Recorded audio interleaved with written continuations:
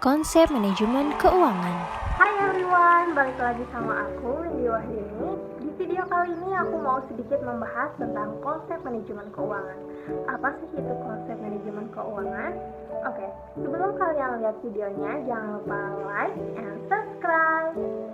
Selamat menonton. Dalam dunia usaha, manajemen keuangan pada intinya adalah praktik pembuatan rencana bisnis untuk kemudian dipastikan pelaksanaannya untuk setiap departemen dengan manajemen keuangan yang baik. Sedangkan definisi manajemen keuangan adalah segala aktivitas perusahaan yang berhubungan dengan bagaimana memperoleh dana, menggunakan dana, dan mengelola aset sesuai tujuan perusahaan secara menyeluruh.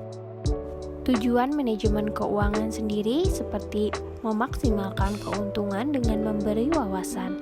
Contohnya, wawasan yang terkait kenaikan biaya bahan baku yang dapat memicu kenaikan harga pokok penjualan. Yang kedua, melacak likuiditas dan arus kas untuk memastikan bahwa perusahaan punya cukup uang untuk memenuhi kewajiban suatu perusahaan. Yang ketiga, mengembangkan skenario keuangan berdasarkan keadaan bisnis sekarang dan prediksi terkait berbagai hasil berdasarkan kemungkinan kondisi pasar di masa depan. Dan meningkatkan efisiensi dengan menganggarkan dana yang tepat pada semua aspek, maka efisiensi dana perusahaan akan terus meningkat. Fungsi manajemen keuangan terdiri dari 1. Mengontrol dan membuat keputusan, 2. Merencanakan keuangan, 3. Mengalokasikan sumber daya, 4. Mengelola arus kas, 5. Mengakuisisi dan melakukan merger, 6. Penganggaran modal. Prinsip-prinsip manajemen keuangan yang pertama, konsistensi.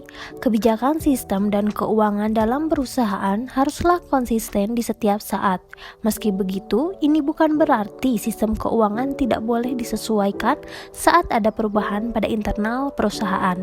Pendekatan yang tidak konsisten pada manajemen keuangan adalah suatu pertanda bahwa ada manipulasi. Kedua, akuntabilitas. Akuntabilitas adalah kewajiban moral atau legal, tidak cenderung pada individu, grup, atau organisasi tertentu atas hak milik yang diberikan kepada pihak ketiga sebagaimana yang telah digunakan. Terdapat kewajiban operasional, moral, dan legal bagi perusahaan untuk menjelaskan seluruh keputusan dan tindakan yang telah diambil.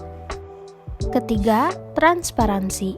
Seperti yang kita ketahui, perusahaan punya kewajiban terkait transparansi. Perusahaan harus terbuka dalam menyediakan informasi terkait aktivitasnya. Hal ini juga termasuk menyediakan laporan keuangan yang akurat dan dapat diakses dengan mudah bagi stakeholder, serta menampilkan keuntungan. Jika perusahaan tidak transparan, artinya ada sesuatu yang disembunyikan, termasuk terkait keuangannya. Keempat, kelangsungan hidup. Seorang manajer keuangan wajib dapat merencanakan keuangan yang ditugaskan padanya agar perusahaan dapat terus berjalan, alias hidup. Manajemen keuangan yang baik pun akan memiliki strategi keuangan yang tepat untuk perusahaan. Kelima, standar akuntansi. Setiap perusahaan haruslah memiliki sistem akuntansi yang sama. Sistem ini pun harus diberlakukannya. Artinya, semua akuntan secara internasional dapat memahami dan mengerti sistem akuntansi yang sama ini.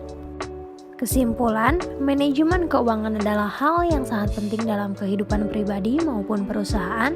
Tentunya kita perlu mempelajari manajemen keuangan secara umum terlebih dahulu untuk dapat mengimplementasikannya dalam kegiatan perusahaan.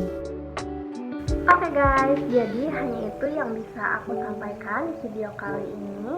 Semoga ilmunya bermanfaat dan mohon maaf apabila ada kesalahan. See you di next video guys. Bye bye.